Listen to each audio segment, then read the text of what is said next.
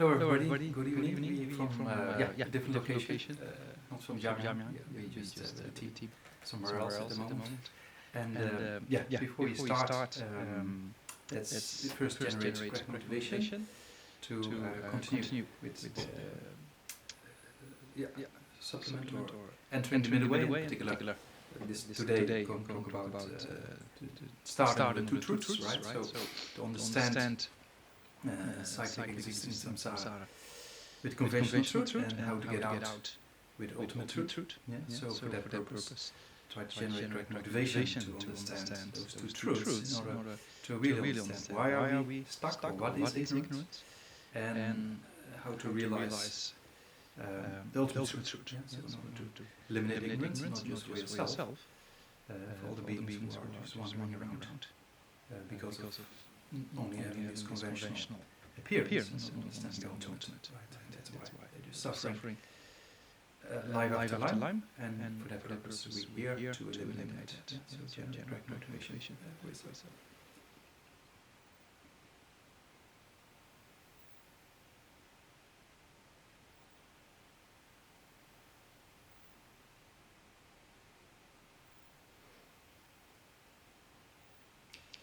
And imagine from Sakyamuni Buddhas, around masters of India, Tibet, and in particular the masters of Nalanda tradition, right?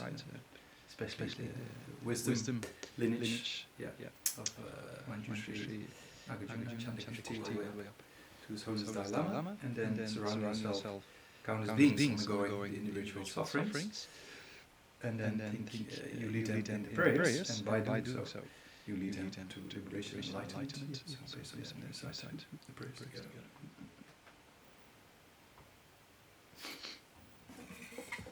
To the founder, the endowed, transcendent destroyer, the one gone beyond, the foe destroyer, the complete, perfected, fully awakened being, perfect in knowledge and in good conduct, Siddhartha and knower of the world, supreme guide of human beings to be tamed, teacher of gods and human beings, to you, the completely and fully awakened one, the endowed, transcendent destroyer, the glorious conqueror that subdued from the Sakya plan, I prostrate make offerings and go for refuge. To the founder, the endowed, transcendent destroyer, the one gone beyond, the foe destroyer, the completely perfected, fully awakened being, perfect in knowledge and in good conduct, Siddhartha and knower of the world, supreme guide of human beings to be tamed, teacher of gods and human beings, to you, the completely and fully awakened one, the endowed, transcendent destroyer, the glorious conqueror, subdued from the Sakya plan, I prostrate make offerings and go for refuge. To the founder, the endowed, transcendent destroyer, the one gone beyond, the foe destroyer, the completely perfected, fully awakened being, perfect in knowledge and in good conduct, Siddhartha and knower of the world, supreme guide of human beings to be tamed, teacher of gods and human beings, to you, the completely and fully awakened one, the endowed, transcendent destroyer, the glorious conqueror, the subdued from the Sakya plan, I prostrate make offerings and go for refuge. When, O supreme amongst humans, you were born on this earth, you paced out 7 strides and said, I am supreme in this world. To you who are wise then I prostrate, with pure bodies, form supremely pure, wisdom ocean up golden mountain, flame that blazes in the 3 worlds, winner of the best, Lord, to you I prostrate. With the supreme science, face like spotless moon, colour like gold, to you I prostrate. Thus 3 like you, the 3 worlds are not, incomparably wise ones, to you I prostrate. The Saviour having great compassion, the founder having all understanding, the field of merit with qualities like a vast ocean, to you the one gone to thus I prostrate. The purity that frees one from attachment, the virtue that frees one from the lower realms, the one part, the sublime pure reality, the Dharma that pacifies I prostrate. Those who are liberated who also show the path of liberation, the holy field qualified with realizations, who are devoted to the moral precepts, to you, the sublime humility and tending virtue I prostrate. Homage to the Supreme Buddha, homage to the Dharma refuge, homage to the great Sangha, to all 3 ever devout homage, to all worthy of respect, bound with bodies as many as all realms, atoms in all aspects, with supreme faith I pay homage. Do not commit any unvirtuous actions, perform only perfect virtuous actions, subdue your mind thoroughly, this is the teaching of the Buddha. A star, a visual aberration, a flame of a lamp, an illusion, a drop of dew or a bubble, a dream, a flash of lightning, a cloud, see conditioned things as such. Through these merits, may sentient beings attain the rank of all seeing, subdue the foe of faults and be delivered from samsara's ocean, returned by the waves of aging, sickness and death. I prostrate Sri Arya Triple Gem. Thus did I hear at one time the Bhagavan was dwelling on Master Pulsar's mountain, Rajgir, together with a great community of monks and a great community of bodhisattvas. At that time, Bhagavan was absorbed in the concentration on the categories of phenomena called profound perception. Also at that time, the Bodhisattva Mahasattva Arya Avalokiteshvara looked upon the very practice of the profound perfection of wisdom, and beheld those 5 aggregates also as empty of inherent nature. Then through the power of Buddha, the Venerable Shariputra said this to the Bodhisattva Mahasattva Arya Avalokiteshvara: how should any son of the lineage train who wishes to practice the activity of the profound perfection of wisdom? He said that, and the Bodhisattva Mahasattva Arya Avalokiteshvara said this to the Venerable Shariputra: Shariputra, any son of the lineage or daughter of the lineage who wishes to practice the activity of the profound perfection of wisdom should look upon it like this, correctly and repeatedly beholding those 5 aggregates also as empty of inherent nature. Form is empty, emptiness is form, emptiness is not other than form, form is also not other than emptiness. In the same way, feeling, discrimination, compositional factors, and consciousness are empty. Shariputra, likewise, all phenomena are emptiness, without a characteristic, unproduced, unceased, stainless, not without stain, not deficient, not fulfilled. Shariputra, therefore, in emptiness there is no form, no feeling, no discrimination, no compositional factors, no consciousness. No eye, no ear, no nose, no tongue, no body, no mind, no visual form, no sound, no odour, no taste, no object of touch, and no phenomenon. There is no I element and so on, including no mind element and no mental consciousness element. There is no ignorance, no extinction of ignorance, and so on, to including no aging and death, and no extinction of aging and death. Similarly, there is no suffering, origination, cessation, and path. There is no exalted wisdom, no attainment, and also no non-attainment. Shariputra, therefore, because there is no attainment, bodhisattvas rely and dwell in the perfection of wisdom, the mind without obscuration, without fear. Having completely passed beyond error, they reach the endpoint of nirvana. All the Buddhas who dwell in the 3 times also manifestly completely awaken to unsurpassable, perfect, complete enlightenment in reliance on the perfection of wisdom. Therefore, the mantra of the perfection of wisdom, the mantra of great knowledge, the unsurpassed mantra, the mantra equal to the unequal, the mantra that thoroughly pacifies all suffering should be known as truth since it is not false. The mantra of the perfection of wisdom is declared: Tayata gate gate paragate parasamgate bodhisoha. Shariputra, the Bodhisattva Mahasattva should train in the profound perfection of wisdom like that. Then the Bhagavan arose from their concentration and commended the Bodhisattva Mahasattva Arya Avalokiteshvara. Well said, son of the lineage, it is like that, it is like that. One should practice the profound perfection of wisdom just as you have indicated, even the Tathagatas rejoice. The Bhagavan having thus spoken, the Venerable Shariputra, the Bodhisattva Mahasattva Arya Avalokiteshvara, and those who are in their entirety, along with the world's gods, humans, asurs, and gandharvas, were overjoyed and highly praised as spoken by the Bhagavan. Prostrate together in the kings who abide in the holy yoga of using space. By your powers of clairvoyance and magical emanation, look after practitioners like a mother her child.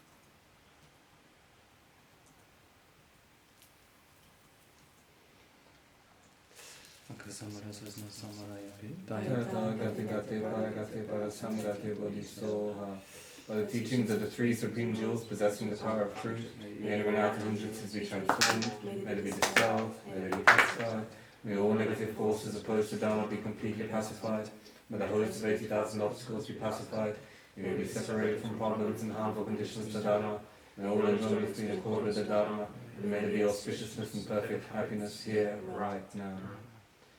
The foundation of all good qualities is the kind and perfect pure Guru. Correct devotion to his Guru is the root of the path. By clearly seeing this and applying great effort, please bless me to rely upon the Guru with great respect. Please bless me to rely upon the Guru with great respect. Understanding that the precious freedom of this rebirth is found only once, is greatly meaningful and is difficult to find again. Please bless me to generate the mind that unceasingly day and night takes its essence. Please bless me to generate the mind that unceasingly day and night takes its essence. This life is as impermanent as a water bubble. Remember how quickly it decays and death comes. After death, just like a shadow follows the body, the results of black and white karma follow. Finding firm and definite conviction in this, please bless me always to be careful, to abandon even the slightest negativities and accomplish all virtuous deeds. Please bless me always to be careful, to abandon even the slightest negativities and accomplish all virtuous deeds. Seeking samsaric pleasures is the door to all suffering. They are uncertain and cannot be relied upon. Recognizing these shortcomings, please bless me to generate a strong wish for the bliss of liberation. Please bless me to generate a strong wish for the bliss of liberation. Led by this pure thought, mindfulness, alertness, and great caution arise. The root of the teachings is keeping the pratimoksha vows. Please bless me to accomplish this essential practice. Please bless me to accomplish this essential practice. Just as I have fallen into the sea of samsara, so have all other migratory beings. Please bless me to see this train supreme bodhicitta and bear the responsibility of freeing migratory beings. Please bless me to see this train supreme bodhicitta and bear the responsibility of freeing migratory beings. Even if I develop only bodhicitta, but I don't practice the three types of morality, I will not achieve enlightenment. With my clear recognition of this, please bless me to practice the bodhisattva vows with great energy. Please bless me to practice the bodhisattva vows with great energy. Once I have pacified distractions to wrong objects and correctly analyzed the meaning of reality, please bless me to generate quickly within my mind stream the unified path of calm abiding and special insight. Please bless me to generate quickly within my mind stream the unified path of calm abiding and special insight. Having become a pure vessel by training in the general path, please bless me to enter the holy gateway of the fortune of one's supreme Vajra vehicle. Please bless me to enter the holy gateway of the fortune of one's supreme Vajra vehicle. At that time, the basis of accomplishing the two attainments is keeping your vows and samaya. As I have become firmly convinced of this, please bless me to protect these vows and pledges of my life. Please bless me to protect these vows and pledges of my life. Then, having realized the importance of the two stages, the essence of the Vajrayana, by practicing with great energy, never giving up the 4 sessions, please bless me to realize the teachings of the Holy Guru. Please bless me to realize the teachings of the Holy Guru. Like that, may the Gurus who show the noble path and the spiritual trunk who practice it have long lives. Please bless me to pacify completely all outer and inner hindrances. Please bless me to pacify completely all outer and inner hindrances. In all my lives, never separated from perfect Gurus, may I enjoy the magnificent Dharma. By completing the qualities of the stages and paths, may I quickly attain the state of Vajradhara. May I quickly attain the state of Vajradhara. O Sajipuhi Jukshim Meto Gramri Ravingji Nidegen Pali Sangye Jindu Miteuai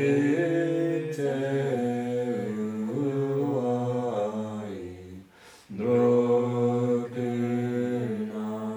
Dachila Chupashok Jesun Lama Dampakyenam Ki Chukala Gense Chunzintri Jita Sampe Dujen Zinmala Zavye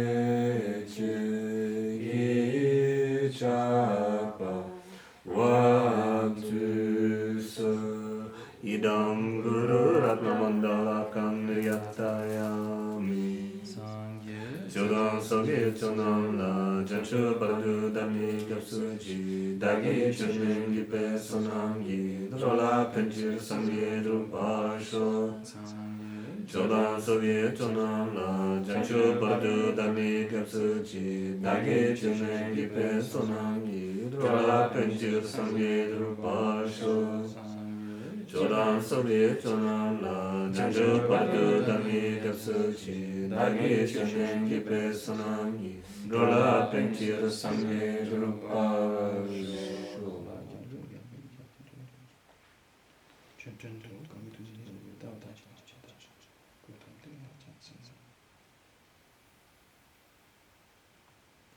Yeah. So the two truths. So start with a quote by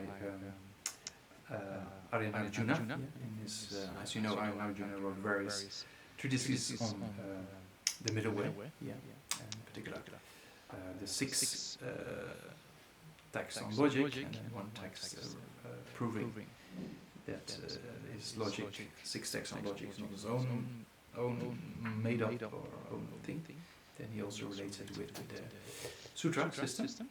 And then there are various practical forms of advice and praises, right? So one of the practical forms of advice or Lamrim-related literature together with philosophy is the commentary on the awakening mind, so the commentary on bodhicitta. And there, Nagarjuna says, independence of the conventional, no ultimate truth can be found. Yeah, so, of course, the ultimate truth relates to the conventional truth, and the conventional truth relates to the ultimate truth.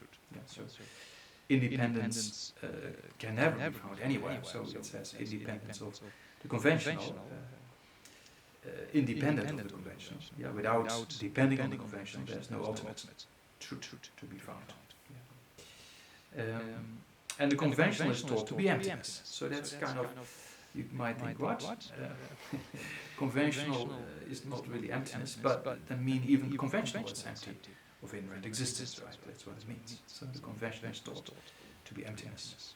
Emptiness itself is the conventional from the point of view of relation, from the point of view of dependence, right? That emptiness also is in the nature of dependence, right? So this quote also indicates that the two truths are in one nature. Yeah, you say one nature, different isolates, as we talked about that previously. That technical problem. It's just a little bit quiet. Just put it closer. I guess it's better. I don't know. How is this online? People? Is okay? It's better? Yeah? Okay. Yeah. Let's put it a bit closer. Yeah. So, what did I say? Yeah, the two truths are in the same nature, right? So the first line of that verse says, independent of the conventional, no ultimate truth can be found. Yeah. So even ultimate truth, although not being conventional, so ultimate truth not being conventional, but it depends on the conventional truth, right? The conventional is thought to be emptiness, as we say that conventional truth is not ultimate or is not emptiness, but the conventional truth depends on the ultimate truth in order to be conventional, and the conventional truth is also empty of inherent existence, right? So that also proves that things are related, and that also conventional truth is empty of inherent existence. Yeah, we said before that the ultimate truth and the conventional truth, those two,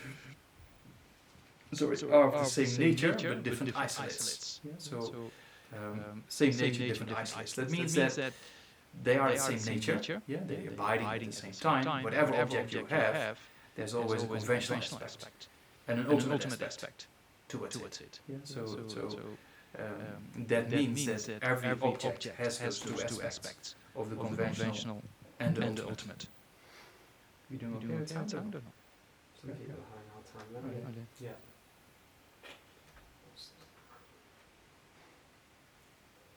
You have the same setup, right? I don't know.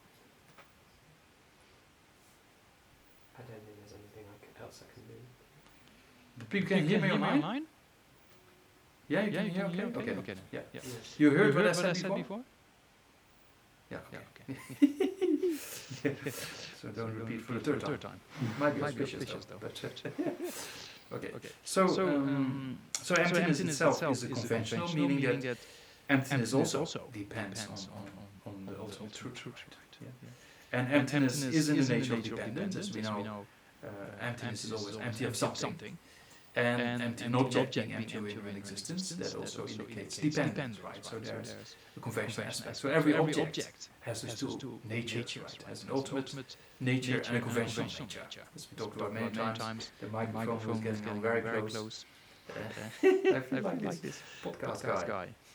Yeah. So the microphone itself, the color, the shape, its impermanent nature, and also its nature of being empty of inherent existence. All those aspects are in one nature, but different isolates, because there are different aspects or different qualities, you could say, of the microphone. Right? But in the same nature, they all bite at the same time, and they use all kind of qualities or features or properties of the mic. Then, so Adinarjuna says, independent of the conventional, no ultimate truth can be found. The conventional is thought to be emptiness. Emptiness itself is conventional, because it is the nature of dependence. So that conventional aspect is there. It's not that ultimate truth is conventional truth, right? It just talks about the same nature aspect.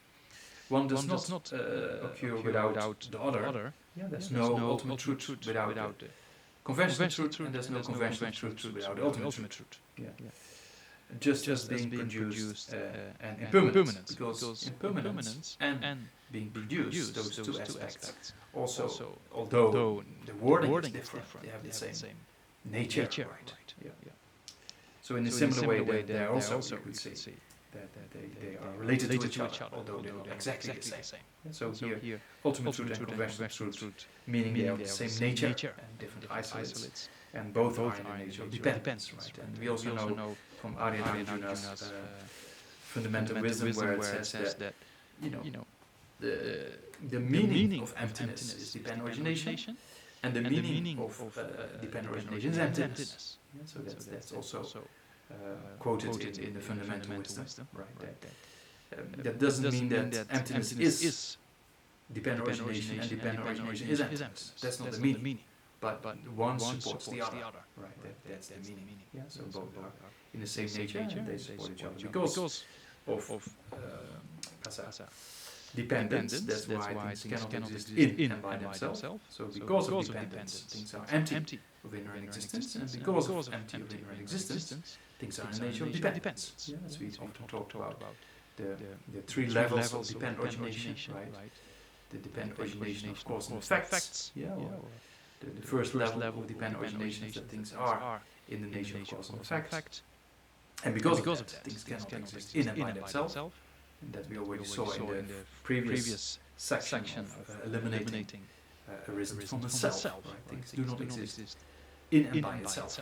Things always depend on something else than itself. So the dependence of cause and effect relationships, the first level of dependent origination, proves that things cannot exist in and by itself. And the second level of dependent origination, of the dependence on parts and the collection of parts, that also indicates that parts do not exist in and by themselves, neither does the collection exist in and by itself. So that dependence of parts and the collection of parts also proves emptiness, right? It proves that things cannot exist from their own side. Because things are in the nature of dependence, same as Carlo Rovelli puts it, that there are no properties beyond the correlations. So there's no property of a subatomic particle beyond the relationships of those particles. So that's very clear. So there's a second level of dependent origination, as we know, the dependence of kasa, parts and collection of parts, right? And then the third level of dependent origination is the most subtle one. Being merely imputed by the mind. So to realize that, you probably first have to, not probably, that's it's said in scriptures, you first have to realize emptiness in order to realize the most subtle level of conventional reality.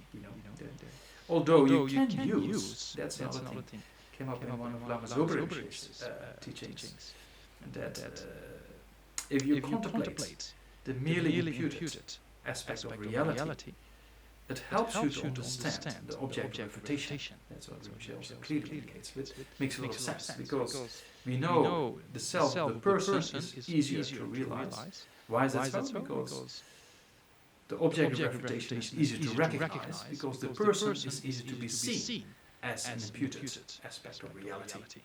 Well, consciousness or table, body, is just a little bit more difficult to see that in the aspect of being merely imputed. Right? With the person, if you call your name, or you say Namda, then you know that's just a name or label based on the collection of body and mind. Right? So the person, as we know, the definition of person,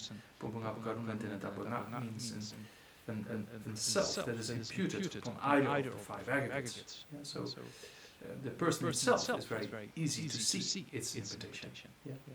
So then when Lama Zopa is trying to get at, this is very interesting. The more you understand things are imputed, the more you start to see the object of refutation. So If you, for example, look at letters, or you know, if you just have a whiteboard, or you put the letter A as Renfrew often indicates 1, 2, 3 lines, right? Is just based on those 3 lines being assembled in a particular way that we say, oh, that's the letter A, right? But then we grasp at it as from its own side, existing letter A. But if you really analyze, it's just an imitation, right? So we talked about once with money in your bank account, you grasp at a number, you know, but actually it's just an agreement based on imitations, right? The amount of money and how much money goes out, how much money comes in. But then when it goes out too much, then you grasp at it, right? So then you can see.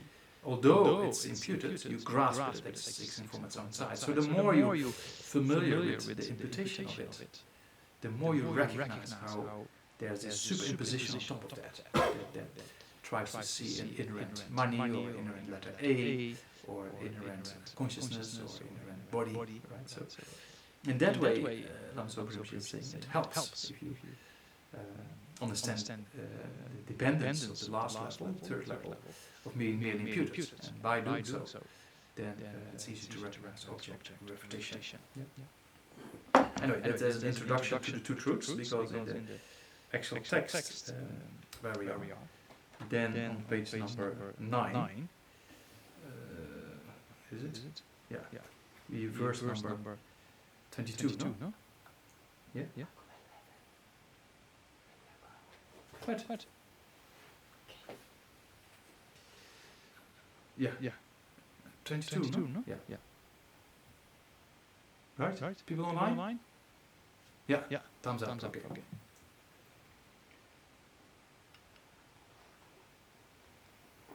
Because the previous week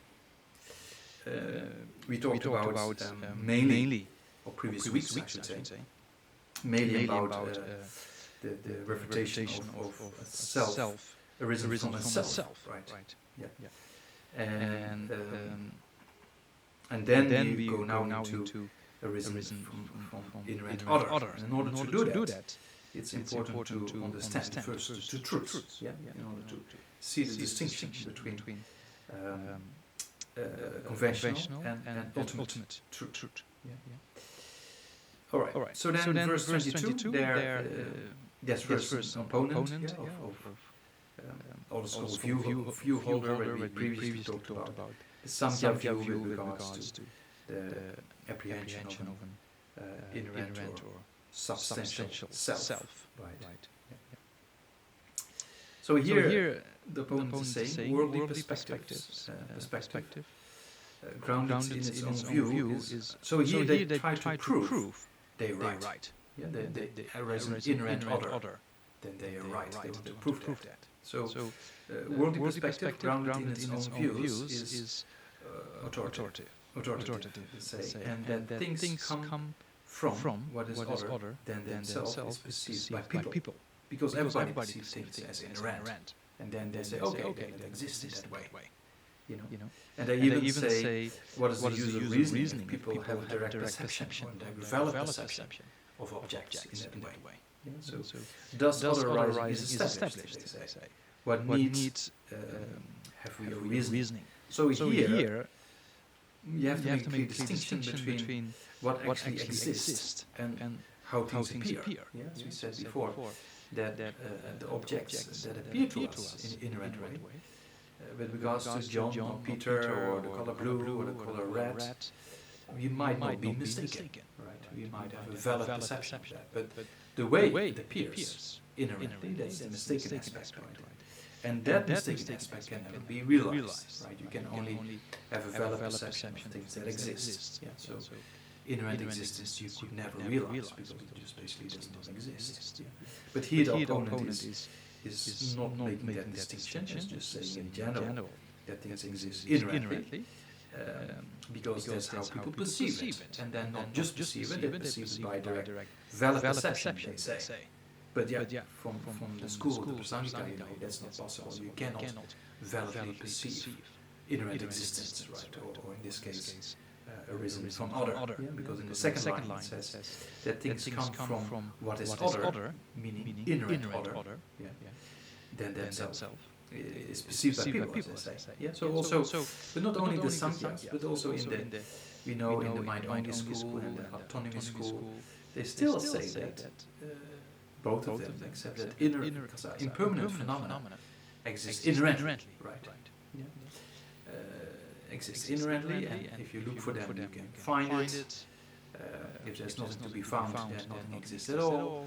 That's how they put that forward, right? But then the Prasangika says, that you cannot really, as more as you look, you cannot really find any essence of an object. Yeah, that's just merely imputed.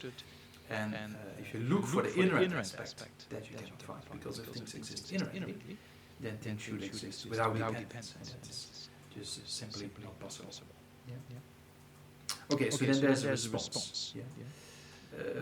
So here the response is referring to that in the previous verse, 22, those strong habits we have since beginning of time, and that's very difficult to refute, and that's why people perceive things in that way, or more precise should say, that's why how things appear to people. But what appears to your mind is not necessarily the reality, right? So that's kind of because of habituation patterns of the past, that does not prove that things exist the way they appear. So that's kind of here what is now being referred to. Yeah? So the response means all entities bear dual natures. So all entities is here referring to the inner entity or the inner aspect of the mind, and the outer entity of external objects like tables and sprouts and seeds, as we talked about before. So that means all entities, inner and outer, they have two natures, dual natures, meaning conventional truth and an ultimate truth. Yeah, those two natures are in the same nature, right? As we just saw in the quote by Arjuna. And those, it's dual. I mean, dual in the sense that conventionally there's a distinction between ultimate truth and conventional truth, right? So that's what it's meant here, because you have to start somewhere to describe reality, right? So that's why you have to have this twofold vision in order to understand reality, as obtained by correct or false views of them. Yeah? So obtained, meaning obtained as the object of an exalted knower. Yeah? So here who possesses a correct view. Yeah? So what it says here, obtained by correct. Yeah? That refers to obtained by correct an exalted knower. Yeah? Direct perception of emptiness, that if a direct perception of emptiness realizes something, that's a reality. Yeah, that's why we say the Four Noble Truths, because they are realized by noble beings, or by Arya beings. So here, as obtained by correct, that's referring to the exalted knower, direct perception, seeing ultimate truth, particular. And it says obtained by correct or false views of them. Yeah, so false views of ordinary beings rooted in ignorance. Yeah, so there's two aspects, correct views and false views. Yeah. And that's then referring to natures, or to truths. Yeah, we know that the ultimate truth is what we call here correct, and conventional truths are false. Sometimes we call them see down in verses coming down. We sometimes also talk about conceiving truth or illusory truth for the conventional truth. Yeah? So that's true in the school of Prasangika, then those terms can be used, right? Correct or false of that. So two truths. What is seen by perfect vision, the first one, the correct one. What is seen by perfect vision is ultimate truth. Yeah, that means the ultimate truth being realized by direct perception. So initially it's realized by conceptual aspect, but we know conceptual realization of emptiness is not really free of being mistaken conscious. So you need a direct perception of emptiness to get rid of this mistaken aspect, right? And what is seen by false vision is conventional truth, is taught, and obtained by conventional validation. Because if you look at a cup, or we look at the table, or we look at a camera or a screen, then regards to the camera or the screen, that conventional aspect has been realized, right? So there's nothing wrong with that conceptualized, sometimes people go to extreme, nothing exists at all, there's no reality out there. There are even philosophers like that, that's not really true. Conventionally, there's a reality, and ultimately there's a reality, and they relate to each other. Right? So that's very important to understand. As we talked about previously, quite often, what is the illusion and what is the reality, right? So the object in front of us, that object, the color and the shape, so to say, of an object, or the sound, or hearing things, or tasting things, or smelling things, or hearing, how the object can be realized. Can be realized as the sound of a bird, or the smell of smoke, or the color and shape of a flower. So that's not an illusion. So those aspects are not an illusion. Your body is not an illusion. Your mind is not an illusion. But how it appears, right? That's the illusion aspect. It appears to exist in and by itself. So that's very important to recognize, as we went over previously. With the autonomy school, we have this example of the magician, right? The magician sees the thing appearing in a particular way. It's not a reality, but knows it's not a reality, and that's why the magician, for example, if he manifests a horse in front of people by power of certain kind, in the early days, I don't know. Maybe it's possible.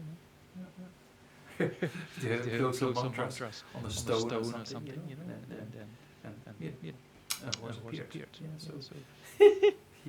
I mean, we have many other tricks in modern times. In the early days, it's the stories, but they think, oh yes, I know about that. But like saying with the Rajgir, if you look at Rajgir, you go there, if you go on pilgrimage, it's a very small place, on top of that hill, and then there were thousands of people in attendance when the Buddha taught the Perfectional Wisdom Sutra. And they think, how is that possible? So we live in a very degenerated time, so in early days it's completely different. So also the view, I don't know which Dalai Lama was that, the third or sixth, who went to Rajgir, remember? Maybe the 13th, I'm sure. I've got one of the Dalai Lamas came on pilgrimage to India and saw Rajgir and decided not to go because we see rocks and stones and things like that. But at that time, so like a pile of texts, one text on top of the other. So then said, I cannot go because all text, I cannot walk with text. So that's kind of pure vision. We just see stones and we just walk. So you can see that what appears to our mind is pure, degenerate minds, and appears to others completely different nature. So if you talk with Dalai Lama sometimes, Zobriel, Kandala, sometimes they see things slightly different when you over dinner or breakfast or lunch. Sometimes very interesting stories. Then you can see they live in a different kind of world. Very interesting.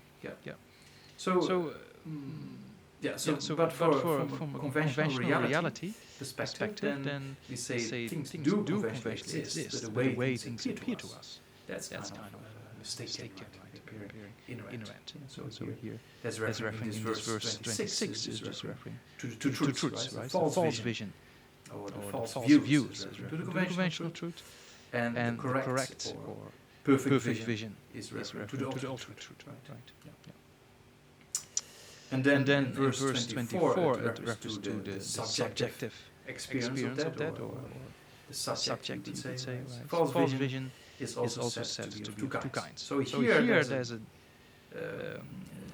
little bit, if you take this verse into smaller pieces, in particular, according to the different schools of Buddhist philosophy, especially the autonomy school and the consequent school, there's a difference in the interpretation of the conventional truth.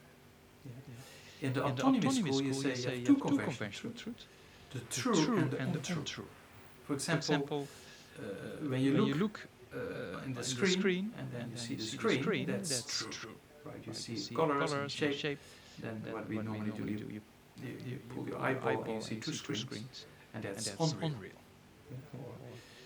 So that means that in the autonomy school they say conventional truth can be subdivided into two, real and unreal. The consequent school doesn't accept that. The consequent school says every conventional truth is unreal. So you cannot have a conventional truth that is real. But you can say, from a worldly perspective, you can subdivide, but you cannot subdivide in general. So from a worldly perspective, yes, you can subdivide true and untrue. Yeah, so the same example you use, you look at the screen, and the color and the shape, that's from a worldly perspective true, and to pull your eyeball and you see two screens, that's from a worldly perspective untrue.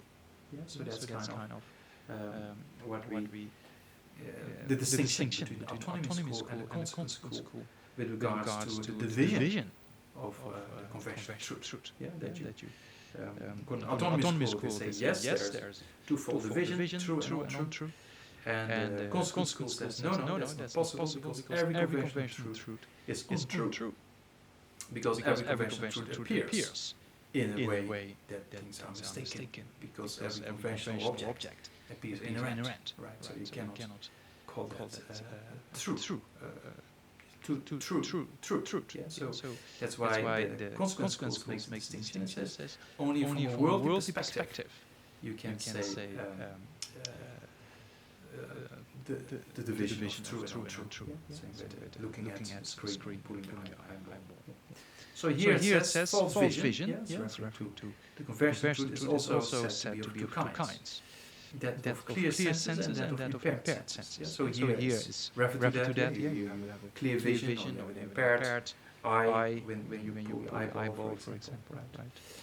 Cognition deriving from impaired senses are held to be distorted compared to those of unimpaired. So from a conventional, from the consequent school, they say from a worldly perspective, yes. But generally speaking, you cannot subdivide the conventional truth.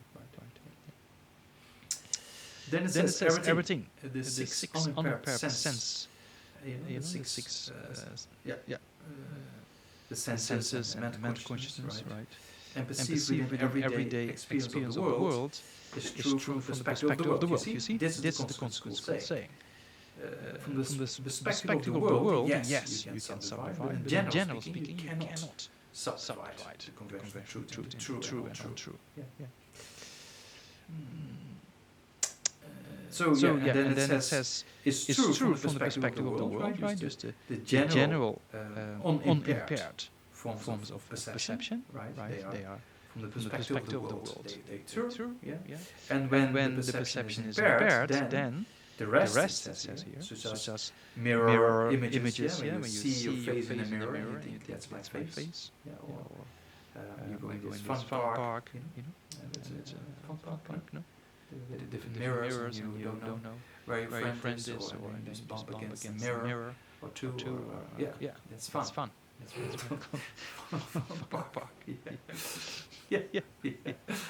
Does it still exist or not?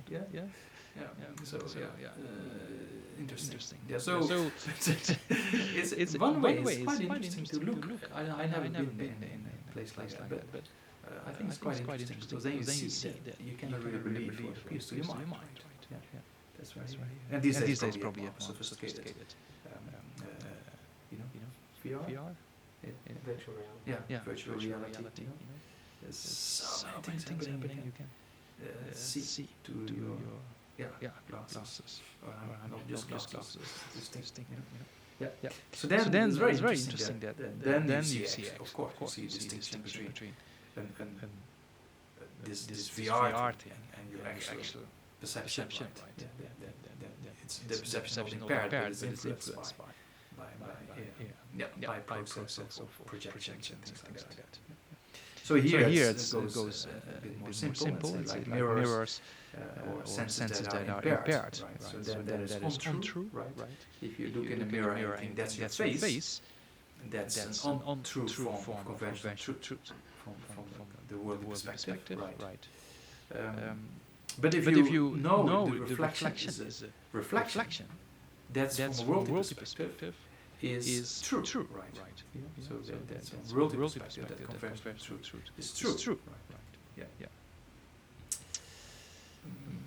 But here it's a similarity to its ignorance, but not the same. Yeah, ignorance is much more subtle. Here is just an impairment of either the sensory perception or impairment in the object. There's various examples you can find in scriptures, in particular in awareness and knowers. When you have this what is it? Piece of rope, and then you put a torch on the end, and then you go very quick and around and it looks like it's one circle of light. Yeah, well, you can be more sophisticated like that. But so then those kind of aspects you can see that there's an aspect with regards to the object, or the famous example if you travel in the Eurostar and then you see the trees going like this. Yeah, so it's kind of the because you're going fast, it looks the trees are going like this. You know already because you're on the train, right? Yeah. But you can see it's sometimes impairment is in the consciousness or in the eye consciousness or ear or whatsoever, and sometimes related with object or things like that. So here there's the distinction between worldly, from a worldly perspective, having a twofold vision, true and untrue. True and untrue, yes. But conventional truths, in general speaking, there are no true conventional truths because conventional truths are all according to the consequence school, untrue. Yeah, that's why it's sometimes called an evil. Concealing truth or illusory truth. So why concealing? Because they conceal ultimate reality. Yeah, so if you have a direct perception of conventional truth, you cannot have a direct perception of ultimate truth. Continuity of sentient being, right? So that means that the conventional truth can only be realized directly, but the ultimate truth cannot be realized. So if you have a direct perception of conventional truth that conceals the ultimate truth, you cannot realize ultimate truth at the same time. And conventional truth, when conventional truth appears, whenever conventional truth appears, there's always the inherent existence that appears. Right. Yeah, so that's kind of even if you have a direct perception of emptiness, you come out of that realization, things still appear to you as inherent, right? Conventionalities or conventional truth appears to you. Yeah, so that's a few reasons why the consequence schools also calls conventional truth and concealing truth. It conceals or prevent you from seeing the ultimate truth. Yeah, so only Buddha has a direct perception of the two truths simultaneously. Yeah, the sutra system. Yeah, we talk about sutra system. Yeah. Then it says in verse 26.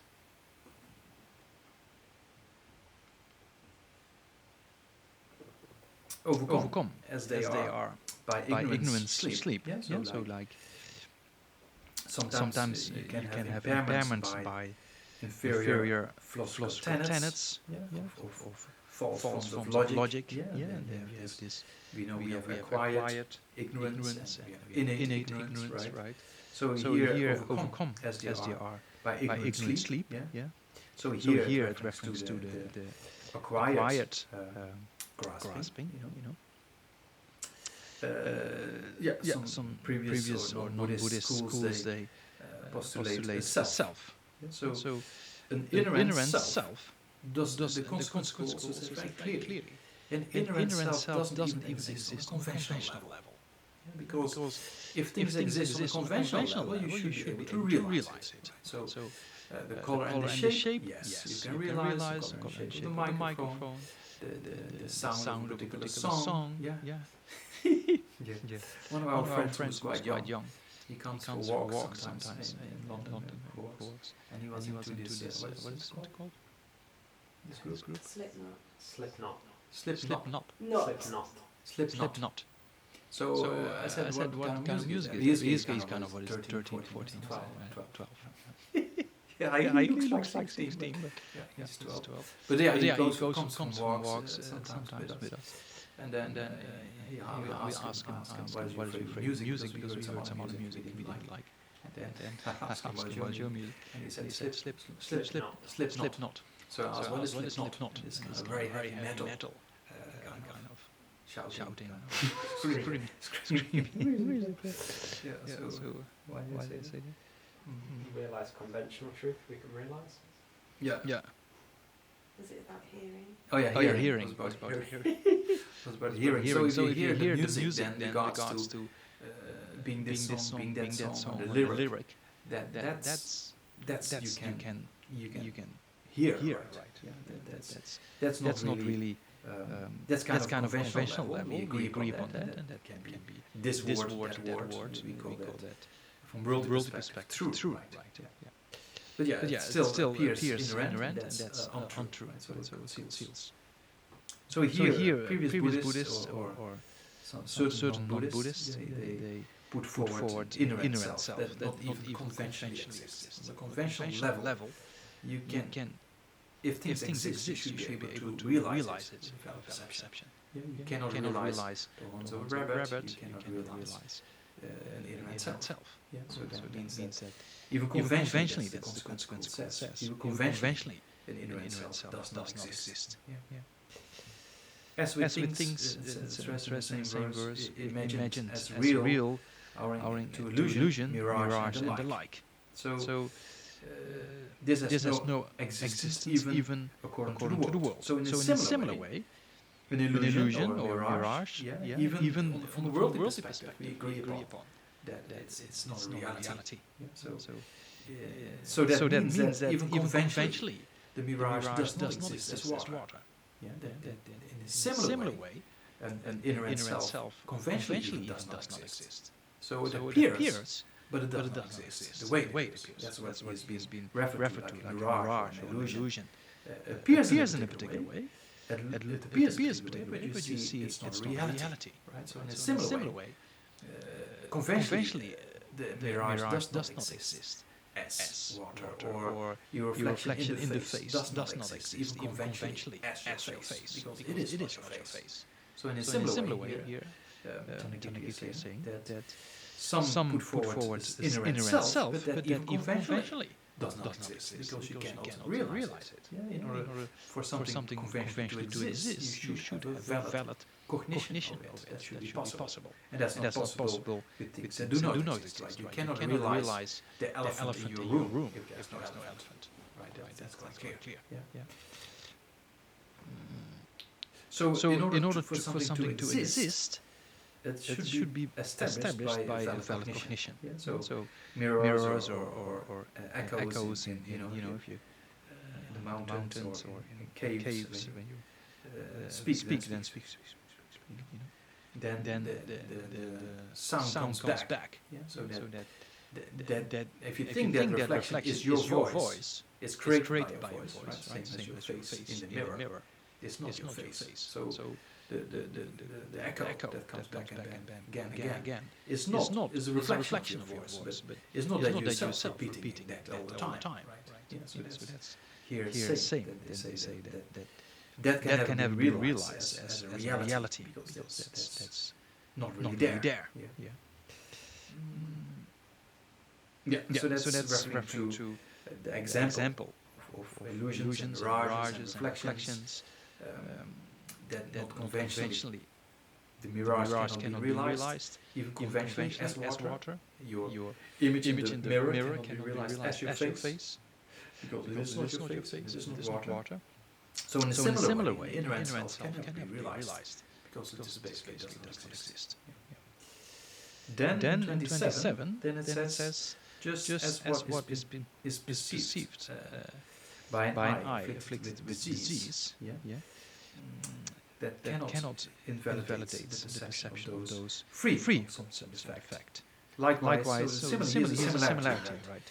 The minds of ordinary persons, they move by the power of ignorance.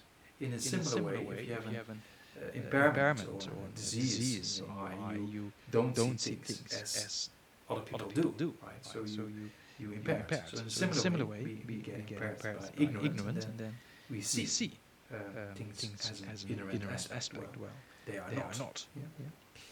And then it says likewise the mind deprived of stillness, wisdom, right? So stillness, wisdom, he is referring to the unmistaken aspect of wisdom in particular. Here referring to ultimate kasa. Your direct perception that direct perceives ignorance, because that's the only mind that is not mistaken, as we talked about quite a few times before. Cannot invalidate the pure untamed mind. So arisen from other, that's here slowly building up towards two. Cannot be refuted as one remains only within the ordinary worldly perspective. So the arisen from self, we talked about arisen self, arisen from an inherent self, inherent other, inherent both, and no cause. So those four extremes of production. We talked about mainly the one of not inherent self, but before we go into not the reason of inherent others, then Chandikita says first we have to understand the truths in order to understand that if you're still within the worldly perspective, you cannot really understand the refutation of inherent others. You don't know the distinction between reality and illusion, and what appears and what's a reality, and what can be validated or can be realized and what cannot be realized. So that's why Chandikita is explaining this first. And then of course it's ultimately explained by accepting the visions of the Aryas. Those who have direct perception of entities, that's kind of an aspect that one way we can trust. For the Buddhists, then we say that's the true refuge, right? The direct perception of emptiness is for us the true path, and the true path is an actual refuge, it's an actual safe direction, same as true cessation, right? The absence of afflictions or parts of afflictions.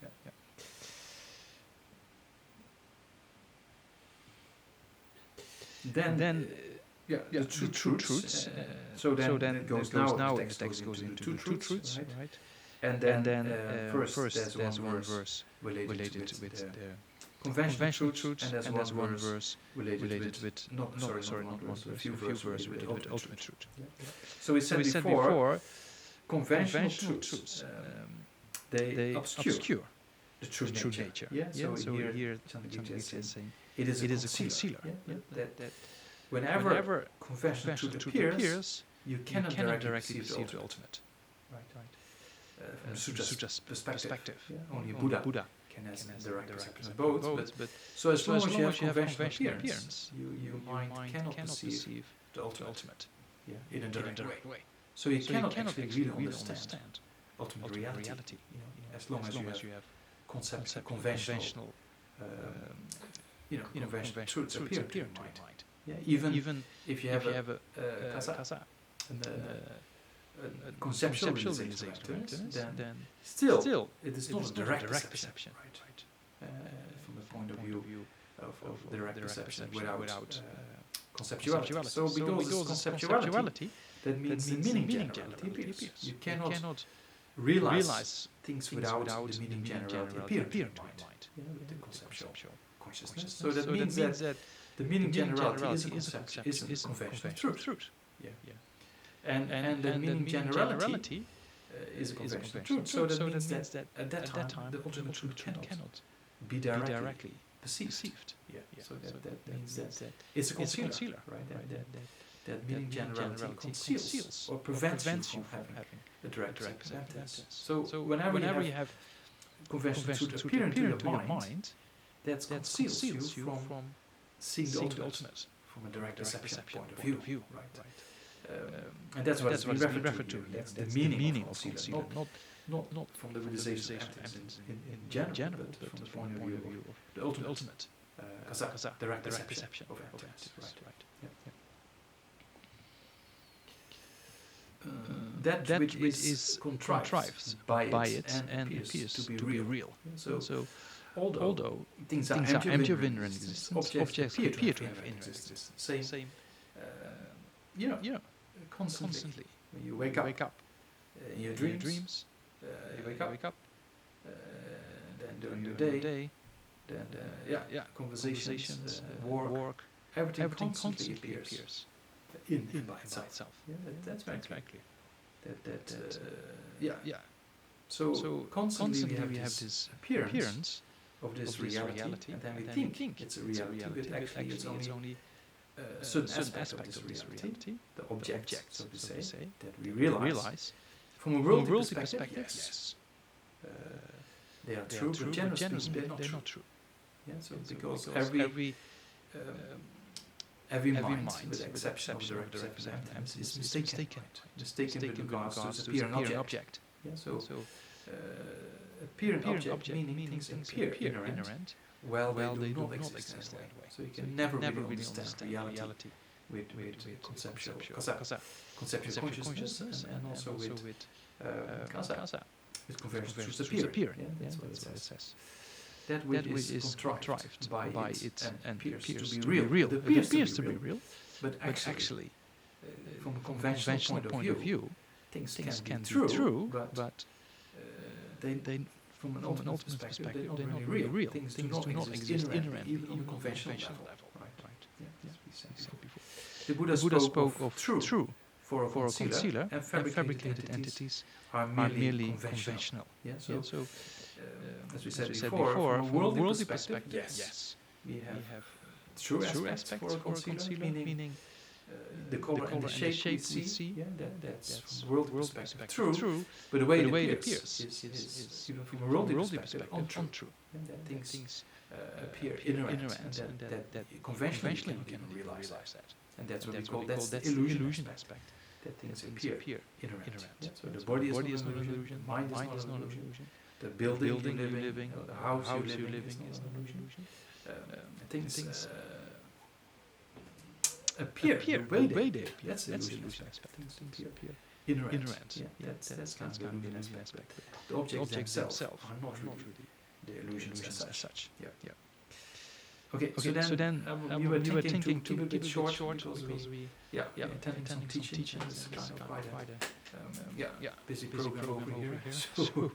So I was thinking if we just open up to questions, then maybe it's questions in the chat. Also good. Yeah. Because now there's a new section in the text. So if you read, we now on verse, you can read right if you like to read along in Illuminating the Tent. We just finished verse 28. And then after verse 28, there's a whole section on the unique afflictions of the consequent school, which is kind of a topic by itself. Yeah, it's very interesting also for those who have studied the 8 unique points or the 8 difficult points of the Prasangika. Then also comes out what is actually the unique affliction of the consequent school. That means before going into ultimate truth, that's important to understand that the consequent schools put forward an ultimate kasa, a unique affliction. All the other schools cannot put forward. So what is this unique affliction? Is the affliction related with the view of transcendental collection, and to see the I and mind inherent. Yeah, that affliction other schools do not talk about. Yeah, and you know that kasa, that you can get angry or strong desire comes up to your mind, or strong fear can come up by the power of grasping and self-sufficient substantiation itself. Yeah. But I can also, or anger and attachment can also arise from other forms of the self. Right. So if you only have realized there everything is the self of a person is empty of self-sufficient substantiation itself, this kind of according to the Prasangika school, consequent school's course form of self, then you will not be able to eliminate samsara because there's still a grasping and an innate kasa, grasping and an inherent self. Or you could say, okay, there is, according to the autonomy school, they say there is no pilot or this kasa, driver of the bus or train.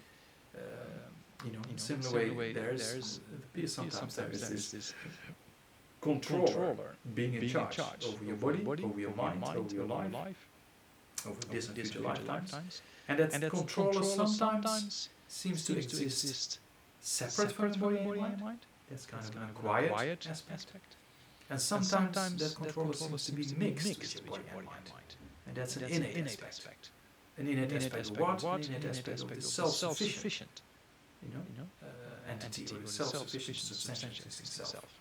Yeah? So, if you see that self is not there, then, according to the autonomous school, then they say, okay, that self, if that has been eliminated, you can achieve liberation.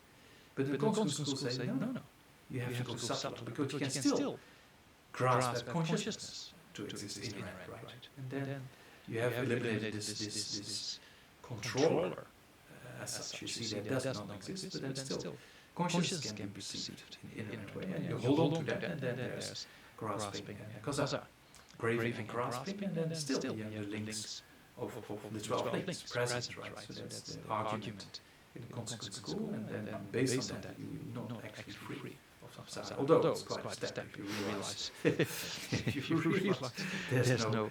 And it's probably the first one we realize. Also, so as Dalai Lama said, the first time you realize emptiness is probably in accordance with this emptiness of self-sufficient, substantial self. And after that only, probably you realize the selflessness of infinite existence. Yeah. So. Put the volume up. If I read the ones in the chat, Gesla, you'll just have to repeat the question because they won't hear me, okay? Yeah. But first, Pema. Pema? See if she's laughing. Oh, I need to allow her to unmute herself.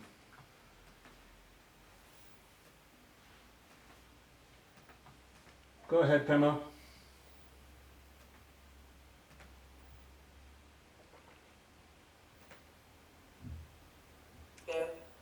Aha, it unmute now.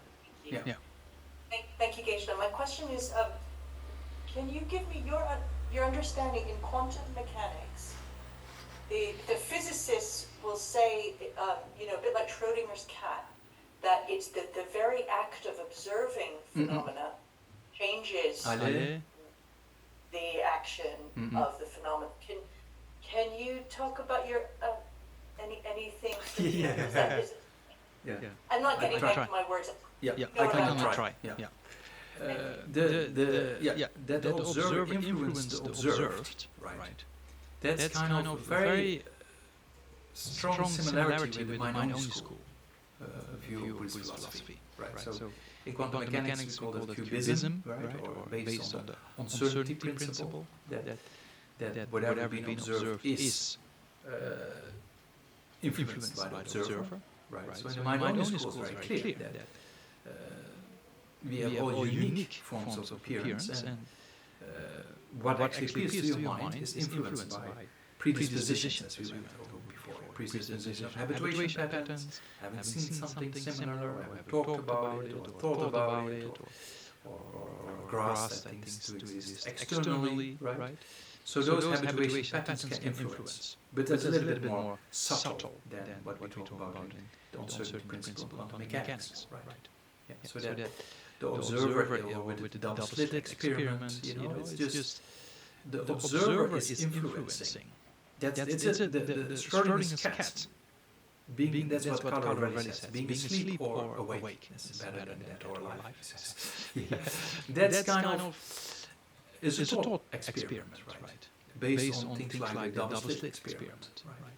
But Carlo Rovelli's interpretation of relational quantum mechanics is much more closer to the Prasangika school.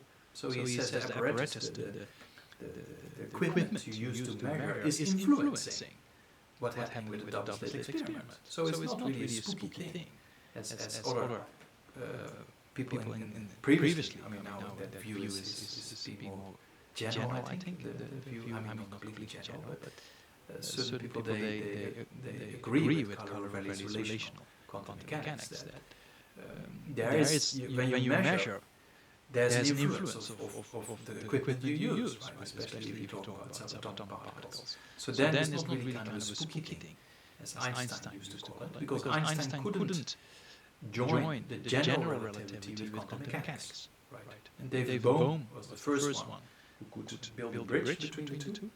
And I think, but then still David Bohm had to work with the hidden variables, implicate order, so to say. And that Carlo Velli didn't like that, and he refined it. I mean, you could say he refined that with his relational quantum mechanics. So it's very similar to the Prasangika school, that things are in nature dependent, so things are not that spooky, and not exactly according to mind-only school, on certain principle. Of course, your consciousness has an influence by being measured, but because nothing is beyond dependence, right? Yeah. Does that help? Thank you. Or not? Yeah. Okay. That helps a lot. Yeah, thank you. Okay. Yeah, if you're interested, then you should read Carlo Velli's book. It's not too difficult to read. The Helgoland book, Carlo Velli. Then he's very clear. Helgoland? Helgoland, yeah. How do you spell it, Helgo? Helog. No? No, Helgoland. H-E-L-G-O. Helgo. Land. One We can put it in the chat. We put it in the chat for you. Yeah. Oh, fantastic. Because there he goes to the different interpretations, and then also says that the Schrödinger scat he talks about, and the double slit experiment he talks about, and then Cubism he talks about, uncertainty principle, and then David Bowie brings up, and then he refines it with the relational quantum mechanics theory, his main thing. B. Does that relate at all to systems theory as well? Does it relate to? Two systems theory? Systems theory. Systems theory. So physicists, you talk, so because the relational, so I just. I mean relational. Don't worry. Relational from the point of view of what Carlo Velli says, there's no properties beyond relationships, right? So that's kind of the relational correlation, same thing as we talk about dependent origination. It's very similar. Yeah, what Carlo Velli talks about. Just read his book, and then you'll see in chapter 5 of that book he was really amazed when he read Buddhist Philosophy. Right? And recently, because he read the Lama's commentary on Buddhist fundamental wisdom by himself, having quite a few times back and forth, and he was very impressed. And now there's a very interesting video documentary between him and the translator of that particular text. It's Garfield. Garfield, yeah. So there's a dialogue, and they're walking and discussing these things. Anyway. B. Yeah.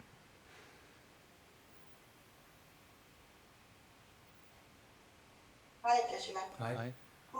My question is on the verse we just stopped, verse 28, Yeah. the fourth line. Yeah. And fabricated entities are merely conventional. Yeah. Because usually we say that, for example, table does not exist truly, but it exists conventionally. Yeah. But here it's sounding like what is conventional does not Yeah, exist. so here it talks about from a worldly perspective, conventionally true. Right.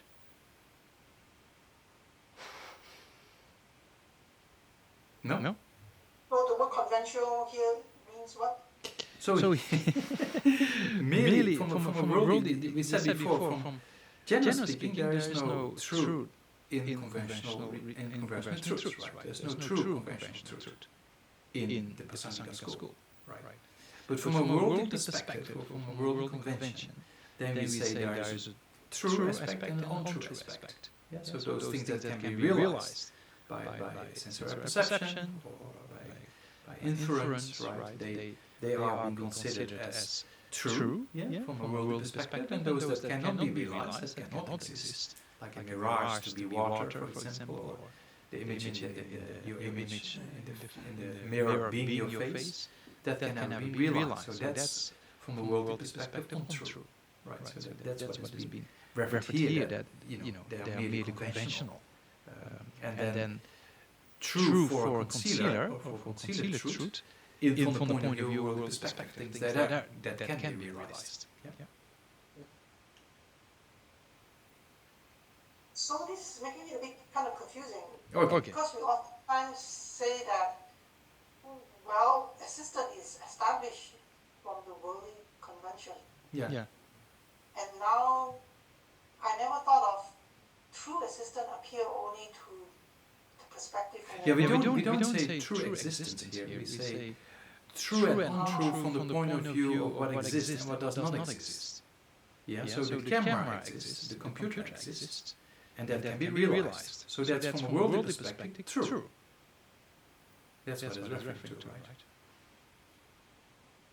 And what is not true? So and then there's one camera in front of me, so if I see two cameras, that's untrue, right? If I pull my eyeball and I see two cameras, that is conventionally is not even true, so we say that's untrue from a worldly perspective. So the fabricated entities here is referring, what is it referring to? So here, if you go from the beginning of the verse, you say because delusions obscure the ultimate nature, right? So whenever conventional truth is appearing, then it's concealing ultimate reality. That it is contrived by it and appears to be real, although things are empty of inherent existence, but things appear to have inherent existence. Right?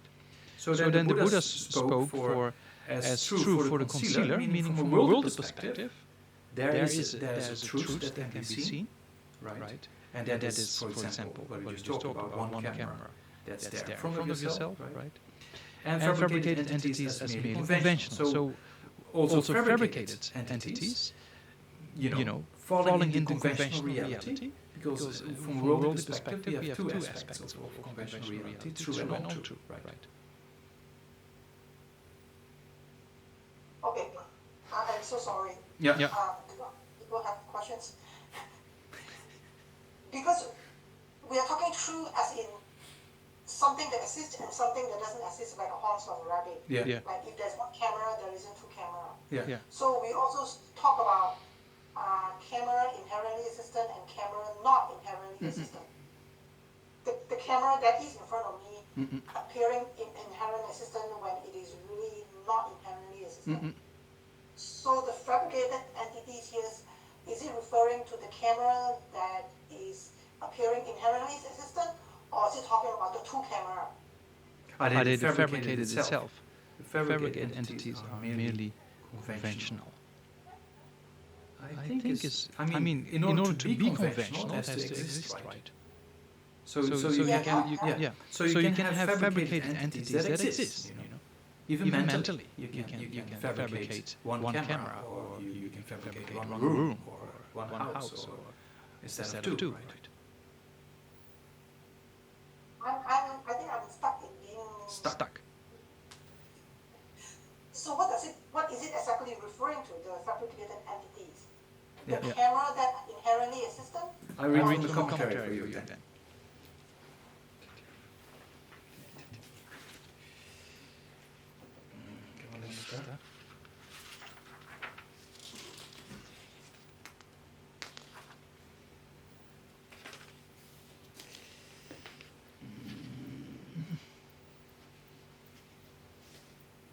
The fabricated entities. Since the true perspective, the story of the world.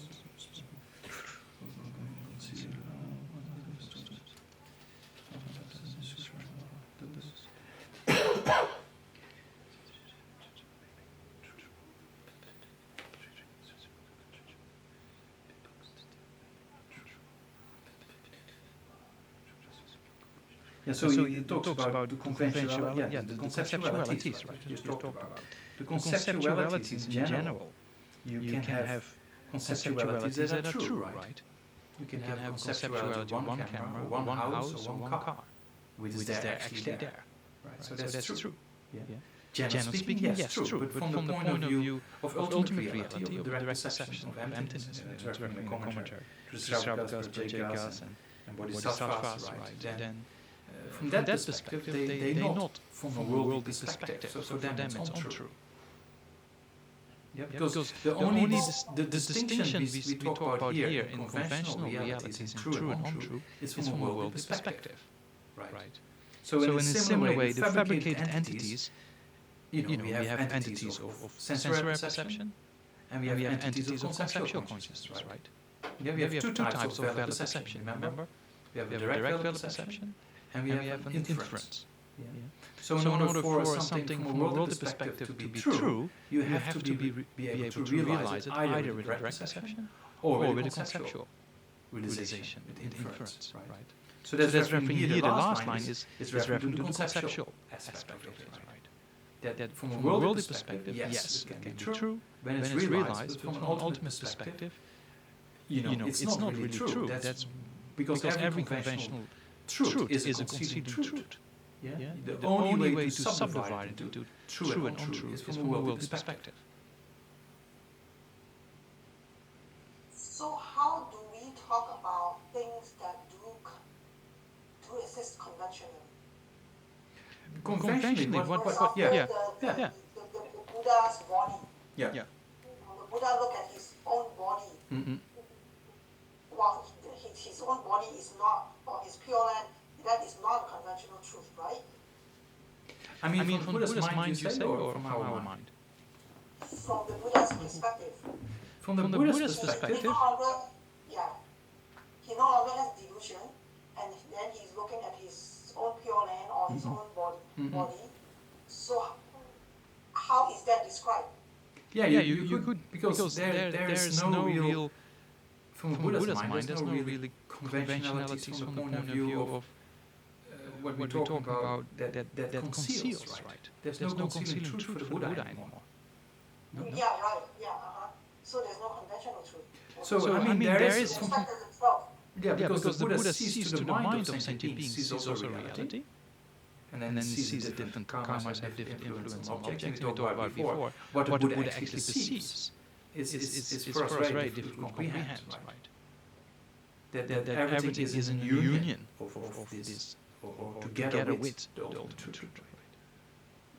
So that what we perceive as very dualistic of ultimate truth, conventional truth, either one or the other, with a direct perception, for the Buddha is not really there, right? Yeah, I'm using Buddha as an example because Buddha has no delusion. But I'm just struggling with, even with respect to ourselves, what language do we use to describe, like, for example, mere I. Mere I exists. It exists conventionally. Anything that exists conventionally by mere imputation. So things that exist conventionally by mere imputation, is that a conventional truth? Yeah, things exist by mere imputation is conventional truth, right? But it exists only by mere imputation, there's no concealing involved there. I mean it's because if mere imputation appears to your mind, then ultimate truth cannot appear directly. Right? We talked about direct perception. If you have a direct perception of merely imputed natures of things, then ultimate reality cannot appear to your mind in a direct perception. So it's a concealing truth from the point of view. Merely imputed is not ultimate truth, right? But the ultimate truth is not the thing itself. The ultimate truth is just merely referring to the emptiness of the thing. Yeah, referring to the emptiness of the thing, exactly. So that means when you have a direct perception of the emptiness of the thing, then only the emptiness of the thing appears, right? Nothing else. So then when conventional reality of merely imputed aspect of reality appears to your mind, you cannot see with that same mind at the same time direct realizing emptiness is not possible. So that means that even the conventional, the most subtle level of dependent origination, the most subtle level of conventional truth is still concealing truth from the point of view of concealing the ultimate. That doesn't mean that concealing truth does not mean it's not true, right? From a worldly perspective. That does not mean, right? Because, or it does not mean it does not exist, because it exists, right? But concealing truth is from the point of view, basically from the point of view of concealing the ultimate truth for the point of view of direct perception, right? So concealing doesn't mean wrong or false. Okay, I've understood this backward for so long. Thank you. Yeah.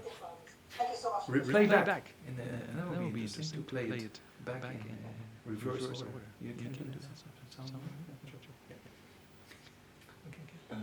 The drama? Yeah, the drama. Hello. Hello. What is the difference between the object of negation and the basis of negation according to Tsongkhapa, and why does he put so much emphasis on it. Object of negation, basis of negation. And basis of negation. Yeah. Dakshi. Dakshi. Yeah. So The basis of imputation exists, right? Basis of negation. Exists. Conventionally? Yes. Is Is a conventional truth, right? Yeah. The Kakya does not exist. Right? Right? The The Ripa Rikakakya, Kakya, Lam Kakya, Kakya, Ripa Rikakakya, Kakya, Niginana, Ripa Ripa Kakya Kakya does not exist, right? The inherent existence that has to be abandoned, that object of reputation does not exist, right? Mm-hmm. Yeah. And And then the basis of imputation exists, no? You It doesn't exist inherently, but it exists. You know, There's there's a base of imputation. You know, That for everything that we impute, there's a base of imputation. But if you look for it, you cannot find it. That's different. Yeah, There's no inherent base of imputation, no? Yeah. But that's hard to see, no? Yeah, difficult to see, but that's definitely there. And then in the consequence school also, it's very interesting the Takchu and Takshi, you know, the base of imputation and the imputed, you know, they also relative, because depending on what is the basis, you can put forward what is imputed, and based on what you put as imputed, you put as the basis, right? Anyway, that's a kind of unique aspect of Prasangika as well, you know. Okay, so you're separating the object and its true existence. Yeah, exactly. The base of imputation exists, but does not exist inherently, because nothing exists inherently. But there's always a basis to impute something, right? But if you look for it, you cannot really find it. For example, if you look at consciousness, in the autonomy school we say, if you look for consciousness, you can find it, otherwise you cannot impute consciousness. But in the consequence school they say there is a basis for consciousness, or in Kasa, a base of imputation for consciousness, but if you just look for it, you cannot find it in the past, present, and future. Yeah, because it's constant dependence. But there is a basis on the mere collection of the moments of a particular period of time that they say, oh, this is what we call consciousness. No?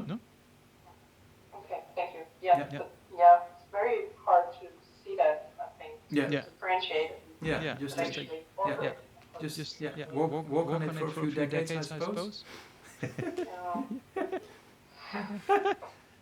With some preliminary practices, and then there you get there. Okay, thank you. Mary Ellen asked the clarification on the page numbers for illuminating the intent. Sorry, I didn't finish that sentence. Yeah.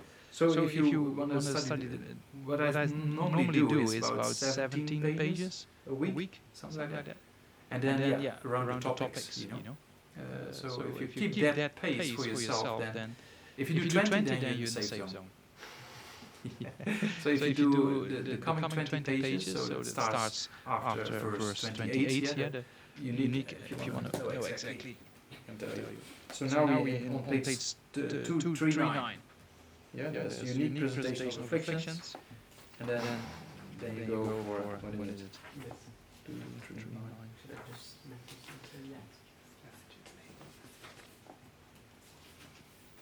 239 and 20 is 259, right? Yeah, then probably we go until, because there's another section, we go until 259. Yeah, so from 239 to 259 next week. Okay?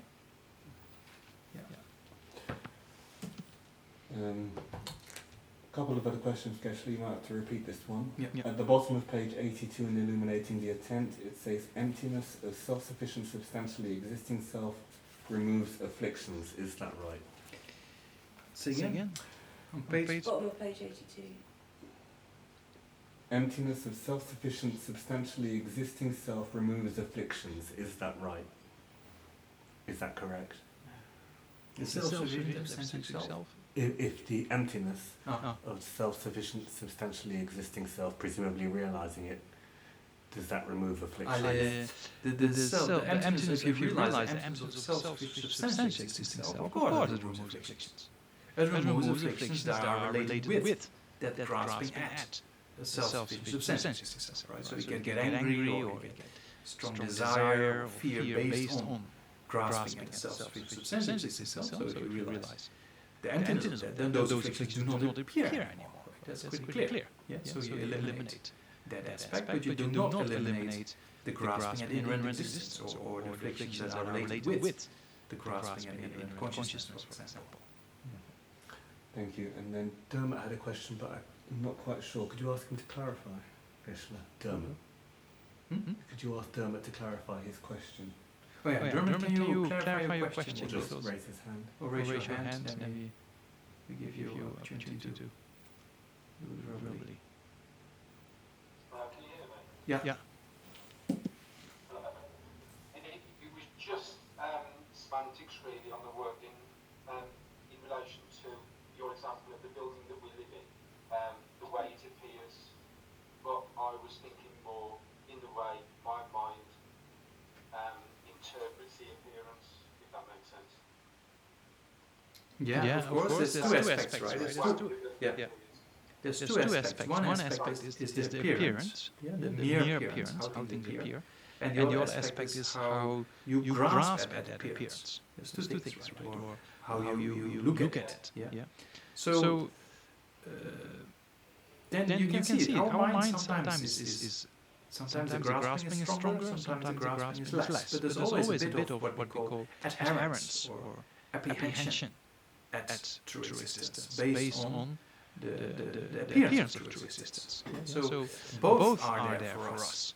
Yeah? We things appear to us inherent, and then we grasp at them as inherent, or we hold on to them as inherent, or we apprehend things as inherent. We have adherence to it. So that's for us ordinary being the case. Right? If you have a realization of emptiness, then this adherence falls away. Still the appearance is there, but you don't grasp at it anymore. So until you have a realization of emptiness, you have both.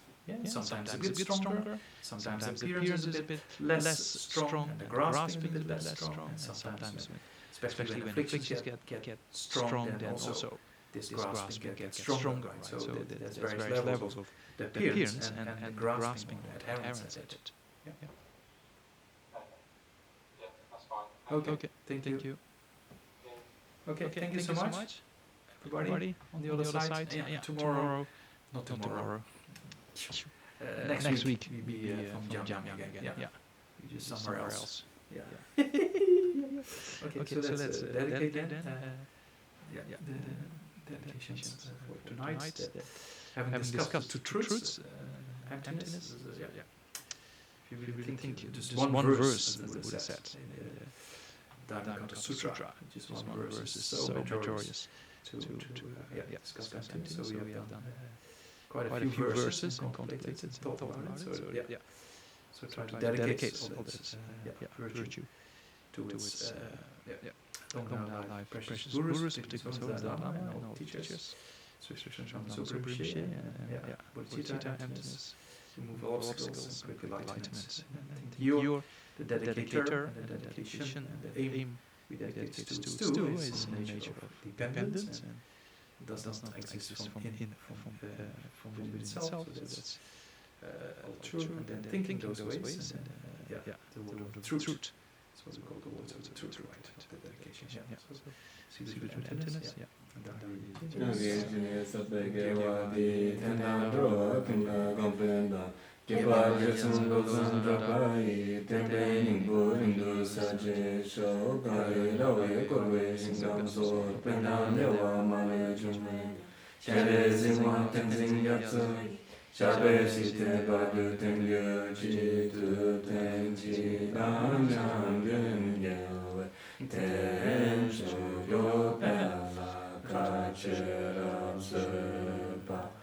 Sunden yurmizin pace gince da tempe Sanjo sanjo rinpoche makye panan kiryuchi Kyepa nyampa me payam gome gomde pawasho Tomi tawa rinpoche makye panan kiryuchi Kyepa nyampa me payam gome gomde pawasho As long as space remains, as long as migrators remain, until then too remain the dull suffering of migrators. May the king of Dharmas and Kaba's way of Dharma practice flourish. May the old results will be pacified and all the conducive circumstances be complete. Through the power of having made single-pointed requests to you, Lord Sangrapa, and all unfortunate manifestations of the degenerate age, illness, famine, quarrelling, epidemic, disease, power, spirits, and spirits, and so forth be pacified, and may excellent collections of conducive conditions increase.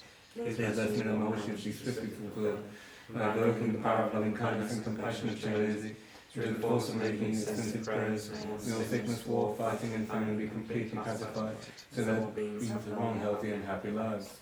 May the glorious Guru's lives be long and stable, may all beings equal in the extent of space have happiness, and without exception, keep venerating pure family activities, may we blessed quickly attain Buddhahood. Kyawa kuntu yanda lama dan drame chuki prala chuki sadam lagi yantara zane doji changi gopanyata shu.